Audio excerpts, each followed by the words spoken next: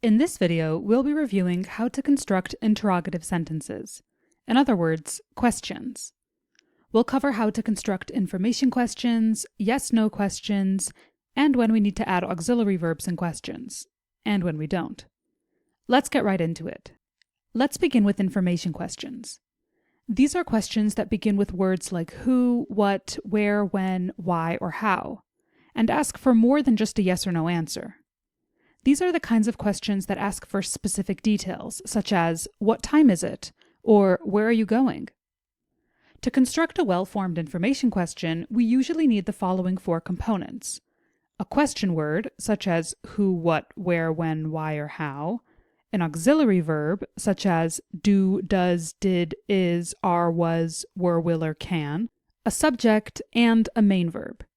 For example, in the sentence, what does she want? What is the question word, does is the auxiliary, she is the subject, and want is the main verb. Some other examples of information questions would be, where did you go? Why are they laughing? And how can we fix this? Even in a more complex question like, how did you know that the dog I bought last week is a Labrador? We see this structure. How is the question word, did is the auxiliary, you is the subject, and know is the main verb. Everything after know, that the dog I bought last week is a Labrador, is a noun clause, adding more information to the question, but not an essential part of the question structure. It's also important to know that not all questions need an auxiliary verb. A good rule of thumb is this. If the question word is also the subject of the sentence, we don't add an auxiliary. For example, who ate the last cookie? In this sentence, who is both the question word and the subject. It's the person doing the action of eating, so no auxiliary like did is needed.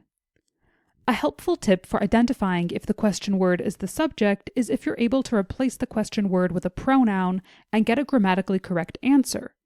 For example, with the question, who ate the last cookie, we could replace who with he and have a perfectly acceptable answer. He ate the last cookie. For a more in-depth review of pronouns, check out our pronouns video. The same applies to what made that noise and which student got the highest grade. In each case, the question word, whether it's what or which student, is the subject of the sentence and could be replaced with a pronoun. It made that noise, or this student got the highest grade. But if the subject is someone or something else, say you, then we do need an auxiliary verb. For example, in the question, who did you call? Who is the object, the person being called, while you is the subject. So we need to include did to form a complete grammatical question. If we apply our test here by replacing our question word who with a pronoun, we'd get I did you call, which we can see doesn't make sense. From here we can see that this question does need an auxiliary verb. Who did you call? Now let's move on to yes-no questions, which, just like they sound, expect a simple yes or no as the answer. These don't begin with question words. Instead, they start with auxiliary verb, followed by the subject and the main verb.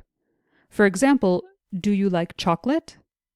Here we have the auxiliary verb do, followed by the subject you, followed by the main verb like. In this case, chocolate is the direct object of the verb like. Other examples include, is he coming to the party? Have they finished their homework? And does she speak more than one language? Again, note that for each of these questions, a simple answer of yes or no would suffice. When the verb in the sentence is a form of the verb be, forming yes-no questions can be done by simply shuffling the order around. For example, the sentence, you are going, becomes a yes-no question by switching the word order. Are you going? Again, this applies to all forms of the verb be, which, as a quick reminder, are am, is, are, was, were, being, and been. So the twins are 12 becomes, are the twins 12? And Natalie was working hard becomes, was Natalie working hard? When the verb isn't a form of be, we more or less keep the sentence structure while adding an auxiliary verb.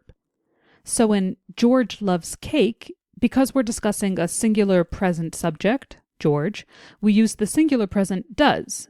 Does George love cake? In the girls will search for treasure, we're dealing with the plural future, so we use will. Will the girls search for treasure? And in I wanted to go to the party, we have the singular past. So in this case, we'd use did. Did I want to go to the party? When the sentence already contains an auxiliary verb, there's no need to add one, as we simply use the existing one. For example, she will sleep becomes will she sleep? He has showered becomes has he showered? And they can sing becomes can they sing? And that wraps up our review of interrogative sentence construction. We've gone over information questions, yes/no questions, and when we need auxiliary verbs and when we don't. Make sure to watch the rest of the videos in the series for a comprehensive review and keep practicing.